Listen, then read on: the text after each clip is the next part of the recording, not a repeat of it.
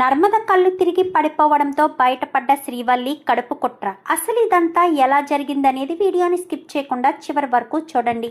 ఇల్లు ఇల్లాలు పిల్లలు అప్కమింగ్ ఎపిసోడ్స్లో ఏం జరగబోతుందో ముందుగా తెలుసుకోవాలి అనుకుంటే వీడియోని లైక్ చేసి ఛానల్ని సబ్స్క్రైబ్ చేసుకుని పక్కనే ఉన్న బెల్ సింబల్లో ఆల్ పై క్లిక్ చేయండి. శ్రీవల్లి నిజ స్వరూపం రామరాజు తెలుసుకోవాలి అని మీరు కూడా కోరుకుంటే కామెంట్లో ఎస్ అని టైప్ చేయండి. మొత్తం మీద చూసుకున్నట్లయితే గనక ఇంకా నర్మద ఏదో రకంగా వల్లి నిజ స్వరూపాన్ని బయట పెట్టాలని అనుకుంటుంది.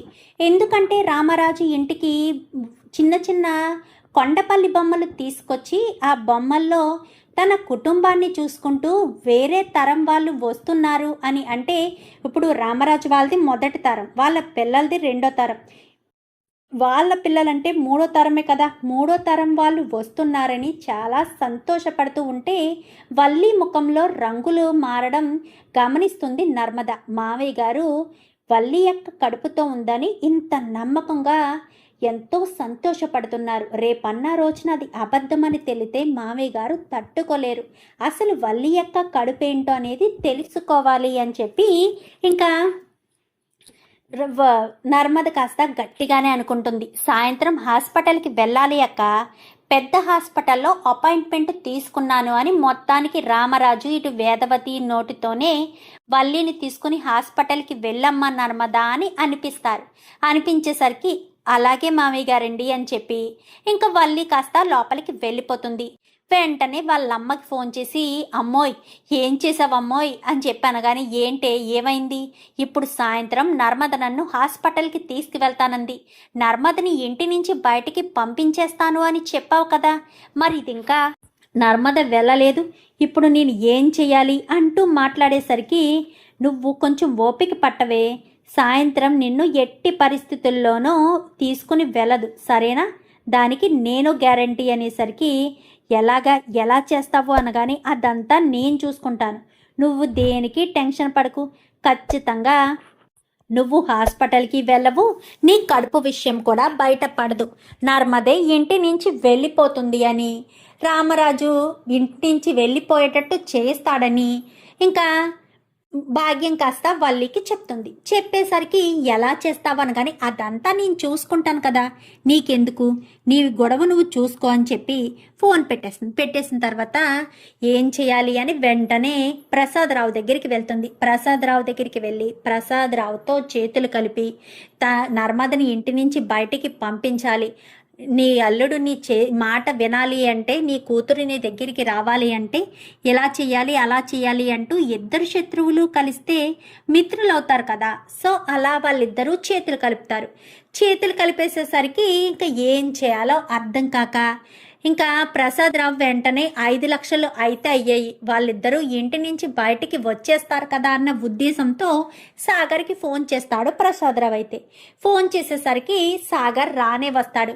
ఏంటి మామయ్య గారు అనగానే ఇదిగో అల్లుడు 5 లక్షలు, నువ్వు ఆ ఇంట్లో అవమానపడ్డం నాకు ఇష్టం లేదు, ఆ ఇంటి నుంచి బయటికి వస్తేనే నీకు విలువ పెరుగుతుంది, అందుకే చెప్తున్నాను, నువ్వు ఆ ఇంటి నుంచి బయటకు వచ్చేసే అల్లుడు, అప్పుడే నీకు విలువ గౌరవం పెరుగుతుంది, ఇదిగో 5 లక్షలు అని 5 లక్షల రూపాయలు ఇచ్చేసేసరికి ఇంకా కరెక్ట్గా సాయంత్రం వేళ అయిపోతుంది. ఇంకా వల్లి కంగారు పడిపోతుంది, ఎక్కడ నర్మద నన్ను హాస్పిటల్కి తీసుకువెళ్తాను అంటుందేమో, అలా హాస్పిటల్కి వెళ్తే నా బండారం బయట పడిపోతుంది, నేను కడుపుతో లేనన్న విషయం బయటపడిన మరుక్షణం నర్మద మాత్రం ఎట్టి పరిస్థితుల్లోనూ క్షమించదు, ఎందుకంటే ఇప్పటికే నేను తప్పుల మీద తప్పులు చేశానని వాళ్ళు చాలా కోపంగా ఉన్నారు. ఇప్పుడు గనక ఈ విషయం బయట పడితే మాత్రం ఎట్టి పరిస్థితుల్లోనూ వెనక ముందు ఆలోచించకుండానే ఖచ్చితంగా నా గురించి బట్టబయలు చేసేస్తారని భయపడిపోతూ ఉంటుంది. ఈలోపు సాగర్ కాస్త గుమ్మం దగ్గరికి వచ్చి రామరాజు గారు అంటూ పిలుస్తూ ఉంటాడు. ఏంటి సాగర్ పేరు పెట్టి పిలుస్తున్నాడు అని నర్మద అప్పుడే గదిలోంచి బయటకు వచ్చి వల్లి దగ్గరికి వెళ్ళి వల్లిని తీసుకుని వెళ్దాం అనుకుంటుంది. అనుకునే లోపే ఇలా సాగర్ మాట్లాడేసరికి ఏంటి సాగర్, మీ నాన్నగారిని పట్టుకుని పేరు పెట్టి పిలుస్తున్నావు అనగానే నువ్వు ఉండు నర్మదా, నేను పిలుస్తున్నాను కదా నువ్వు ఉండు అనగానే మిగిలిన వాళ్ళందరూ కూడా వచ్చేస్తారు. రే ఏం మాట్లాడుతున్నావురా నడుపడా, మీ నాన్నని పేరు పెట్టి పిలవడం ఏంటి? అసలు నీకు బుద్ధి జ్ఞానం ఉందా? మీ నాన్నని పేరు పెట్టి పిలవాలని ఎందుకు అనుకుంటున్నావు? అసలు నీకు బుద్ధి జ్ఞానం అస్సలు లేదురా అంటూ మాట్లాడేసరికి ఏ పిలవకూడదా? పిలిస్తే ఏమవుతుంది? 5 లక్షలు ఇచ్చి ఇంటి నుంచి వెళ్ళిపోమని చెప్పారు కదా, తీసుకొచ్చాను 5 లక్షలు. నాకు 5 లక్షలు తీసుకునే హక్కు అధికారం లేదు, నువ్వు నాకు నమ్మక ద్రోహం చేశావు అంటూ మాట్లాడారు కదా, అందుకే తీసుకొచ్చాను 5 లక్షలు అంటూ మాట్లాడేసరికి ఏంట్రా ఏం వాగుతున్నావు? 5 లక్షలు తీసుకొచ్చి వెళ్ళడం ఏంట్రా? అసలు నీకు బుద్ధి జ్ఞానం ఉందా? అలా ఎలా అనుకుంటావు? మీ నాన్న అనేసరికి ఉండు బుజ్జమ్మ, ఏంట్రా అంటూ రామరాజు సాగర్ ముందుకు వస్తాడు. వచ్చేసరికి ఇదిగోండి 5 లక్షలు అంటూ వాడి మీదకి విసురుతాడు. విసరడంతో వెంటనే బుజ్జమ్మ చెంప పగలగొడుతుంది. మీ నాన్న మీదకే డబ్బులు విసిరేంత గొప్పవాడివైపోయావా? చెప్పరా అంటూ ఇంకా చెంప పగలగొట్టేసరికి ఆగు బుజ్జమ్మ, ఏంట్రా అన్నావు? నీ దగ్గర నేను తీసుకున్న 5 లక్షలు అంటూ నా మీద విసిరికొట్టావు, వెళ్ళిపోరా, నీ భార్యను తీసుకుని వెళ్ళిపో ఇక్కడి నుంచి అంటూ చెప్పడంతో ఒక్కసారిగా షాక్ అయిపోతుంది నర్మద. అదేంటి మావయ్య గారండి, నన్ను ఇంట్లోంచి వెళ్ళిపోమంటున్నారేంటి? నీ భర్తకి ఇక్కడ ఉండడం ఇష్టం లేదమ్మా. భర్త ఎక్కడుంటే భార్య అక్కడే ఉండాలి కదా. మరి వాణ్ణి నమ్ముకునే కదా నువ్వు నీ పుట్టింటిని కాదని, కన్న తల్లిదండ్రులను కాదని వచ్చేసింది. ఇప్పుడు వాడు ఎక్కడుంటానంటే అక్కడికే వెళ్ళి ఉండడం మంచిదే కదా అని చెప్పనేసరికి అది కాదు మామయ్య గారండి, ఆయన ఏదో ఆవేశంలో ఉన్నారు, మీరు కూడా అలాగే మాట్లాడితే ఎలా కుదురుతుంది? అందరం కలిసిగా ఉండాలి, ఉమ్మడి కుటుంబంలో ఉండాలి అనే కదా కోరుకోవాలి. మీరు అలా ఎలా దూరం పెడతారు మామయ్య గారండి అనేసరికి ఏం చేయమంటావు నర్మదా, ఏం చేయమంటావు? దూరం పెట్టకపోతే ఏం చేయమంటావు? ఇప్పుడు వాడు ఏమంటున్నాడో వింటున్నావు కదా, నేను ఇంట్లో ఉండను వెళ్ళిపోతాను అంటూ మాట్లాడుతున్నాడు. ఇంట్లో ఉండను వెళ్ళిపోతాను, నా భార్య నాతో పంపించేయండి అంటున్నాడు. అయినా సరే నువ్వు ఇక్కడే ఉండాలి అంటూ ఇక్కడే ఉంచి ప్రతి క్షణం అవమానపడాలా? వాడనే మాటలు పడుతూ ఉండాలా అని రామరాజు అనేసరికి అది కాదు మామయ్య గారు, నాకు ఈ ఇల్లు ఎంతో నేర్పించింది, నేను ఇంట్లోనే ఉందామనుకుంటున్నాను, మీరు ఇంట్లోంచి వెళ్ళిపోమంటున్నారు. మీ అబ్బాయి ఆవేశంలో ఉన్నారని మీరు ఆవేశంగా మాట్లాడి ఇంటి నుంచి వెళ్ళిపోదామంటే ఎలా కుదురుతుంది? ఒక్కసారి అర్థం చేసుకోండి మామయ్య గారు అంటూ ఎంతగానో బ్రతిమాలుతుంది.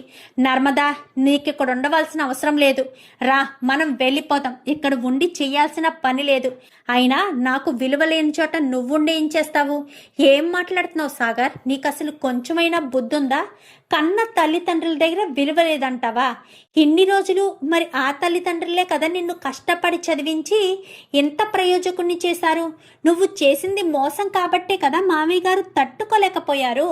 నువ్వు డబ్బు దొంగతనం చేసి మోసం చేసి ఆ ఉద్యోగాన్ని సంపాదించుకున్నావనే మామయ్య గారి బాధంతా.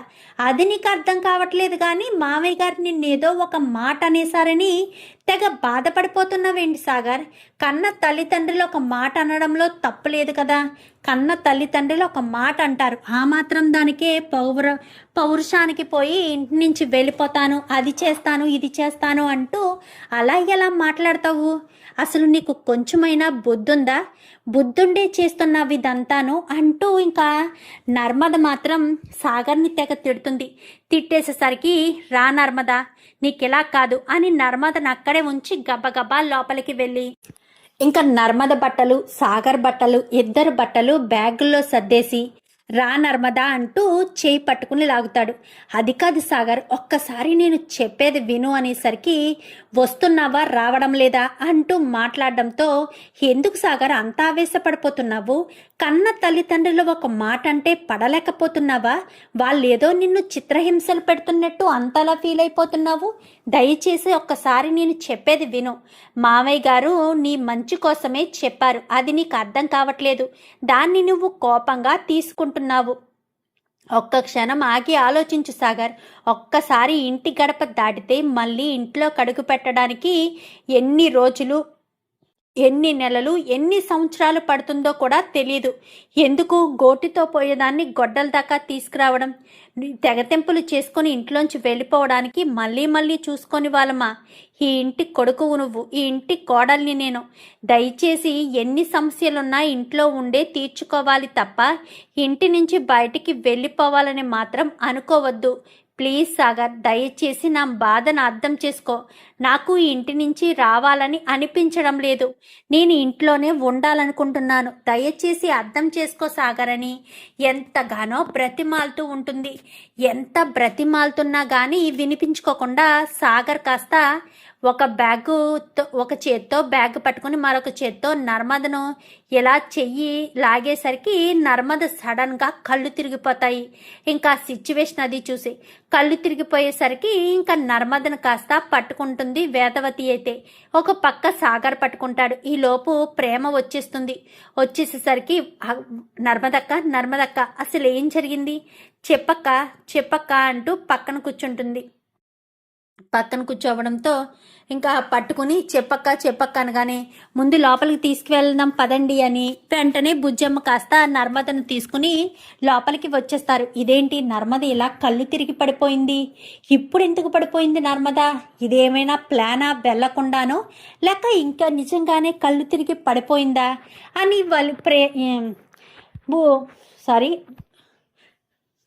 వల్లి మాత్రం కంగారు పడుతూ ఉంటుంది. పడేసరికి ఏంట అంత టెన్షన్ పడుతున్నావు అంటూ సుక్కు అనగానే నర్మద ఇంటి నుంచి బయటికి వెళ్ళిపోయే ఆఖరి నిమిషంలో ఎందుకు కళ్ళు తిరిగి పడిపోయిందా అని ఆలోచిస్తున్నాను.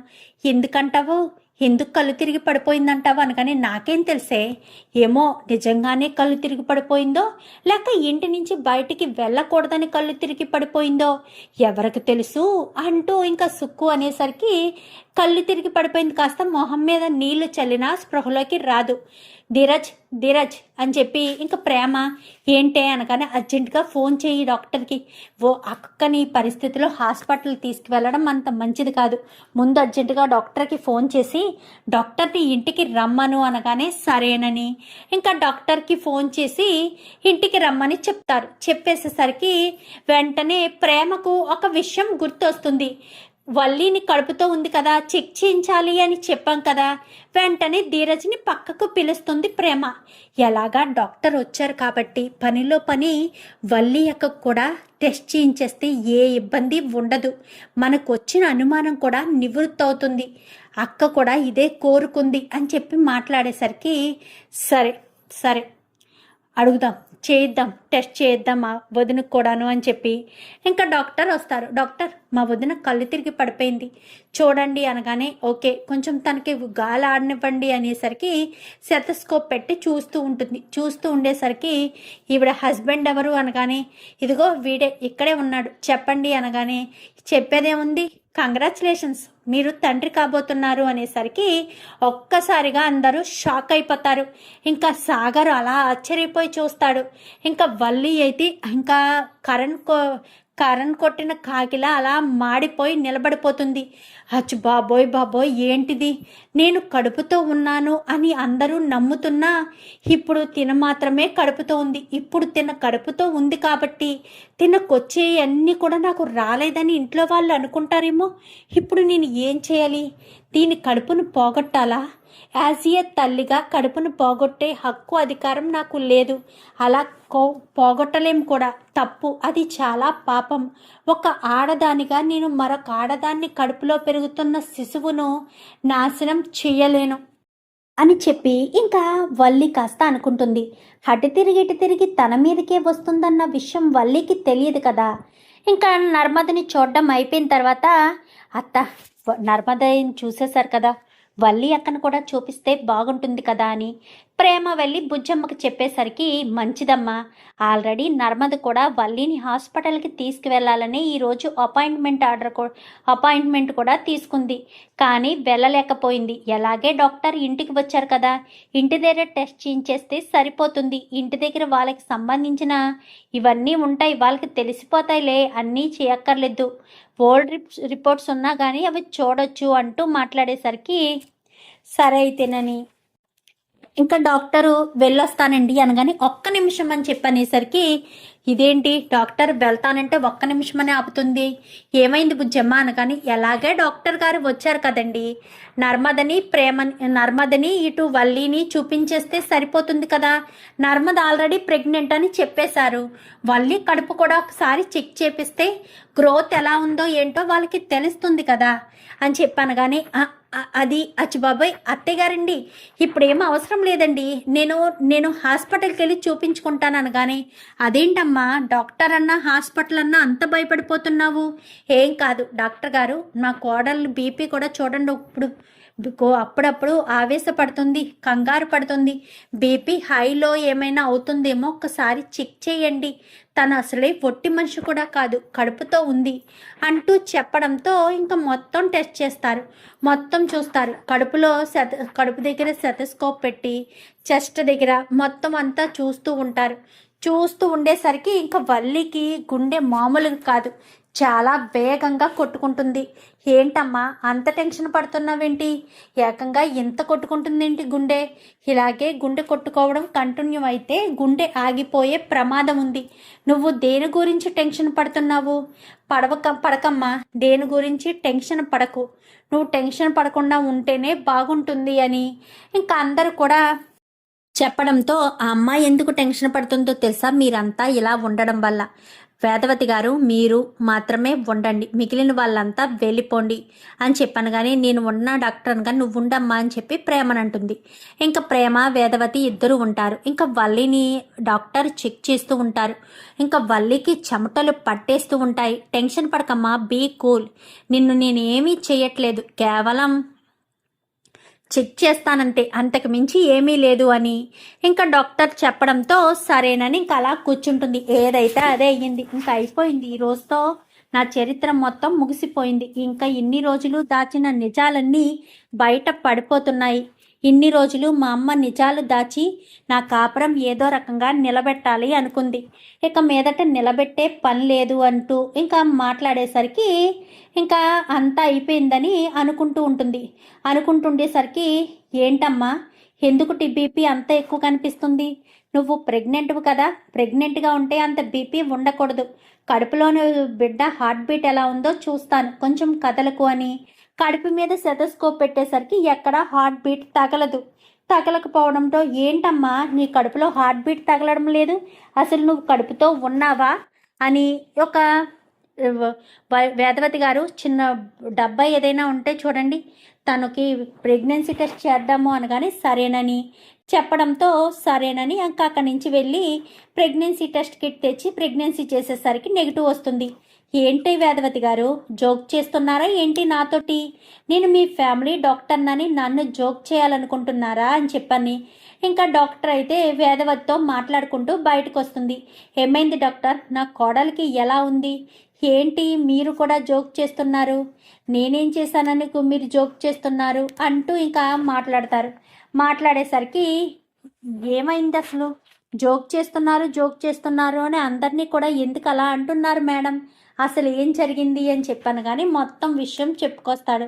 అసలు ఏం జరిగింది ఏంటి అన్నీ కూడా చెప్పుకొచ్చేసరికి ఒక్కసారిగా రామరాజు షాక్ అయిపోతాడు. ఏంటి తను కడుపుతో లేదు అని అలా ఎలా చెప్తున్నారు డాక్టర్?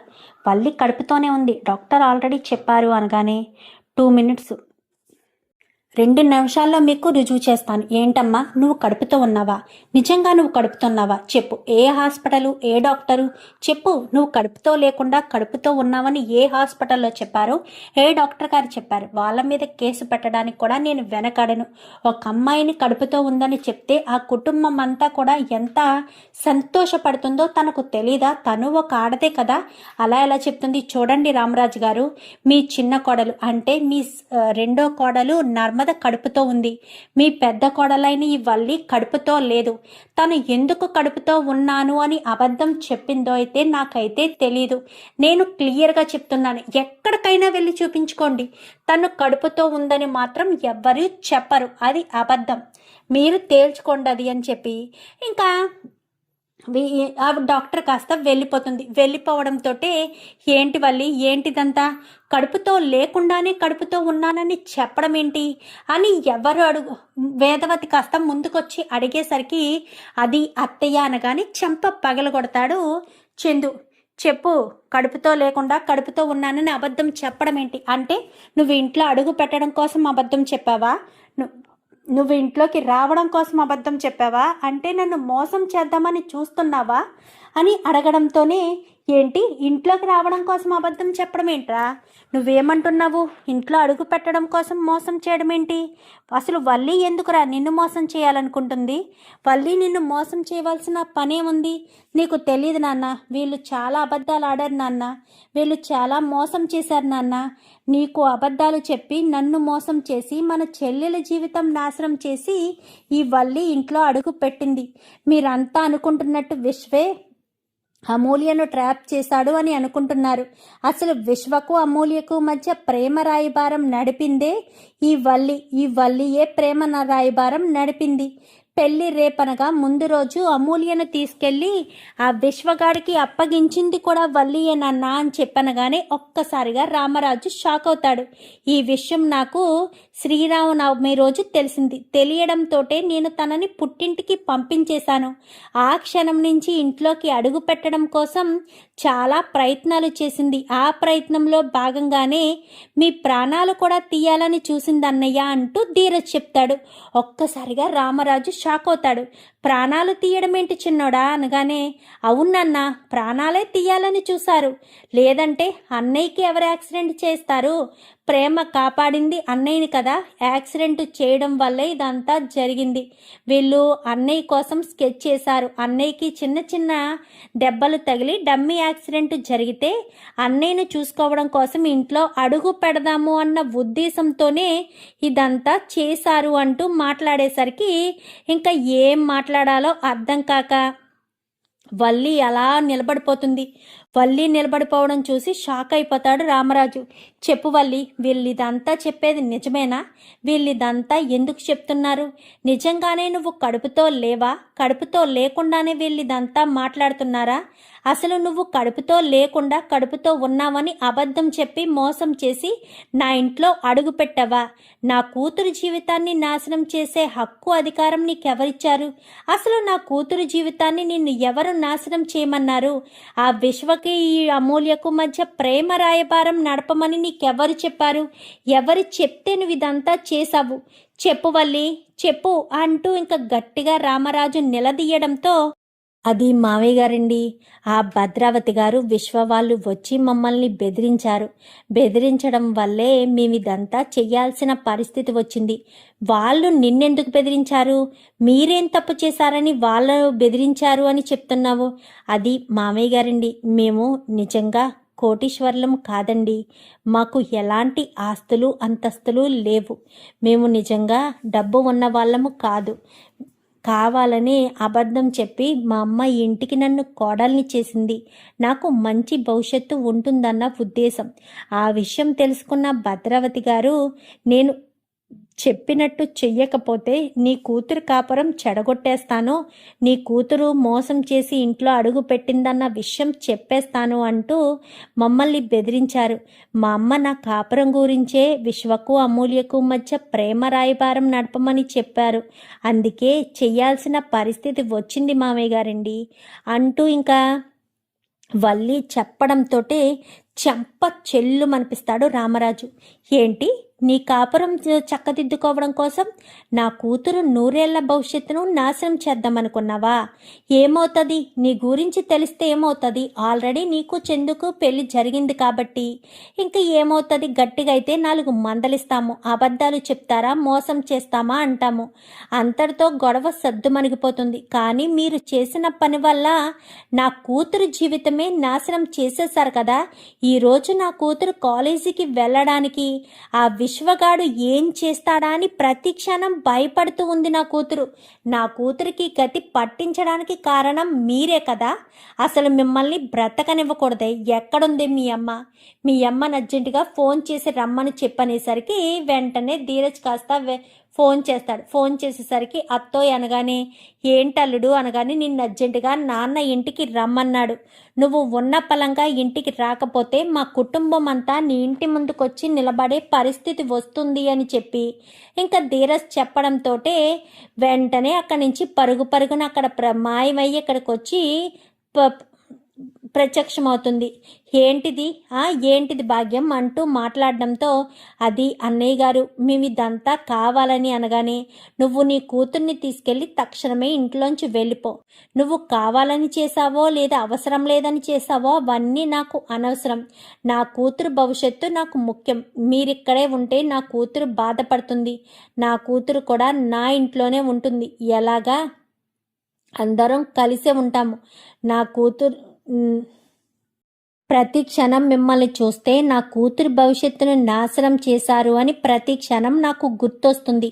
దయచేసి ఇంట్లోంచి మీరు వెళ్ళిపోండి అంటూ రామరాజు గట్టిగా వాళ్ళకి వార్నింగ్ ఇస్తారు. మరి వాళ్ళు వెళ్ళిపోతారా? నెక్స్ట్ మరి వల్లి వాళ్ళకి రామరాజు ఎలాంటి శిక్ష విధిస్తాడు? ఇదంతా కూడా రాబోయే ఎపిసోడ్స్లో చూసి తెలుసుకునేద్దాం. మా వీడియో కనుక మీకు నచ్చినట్లయితే వెంటనే లైక్ చేసి ఛానల్ని సబ్స్క్రైబ్ చేసుకుని పక్కనే ఉన్న బెల్ సింబల్లో ఆల్ పై క్లిక్ చేయండి. Thank you for watching.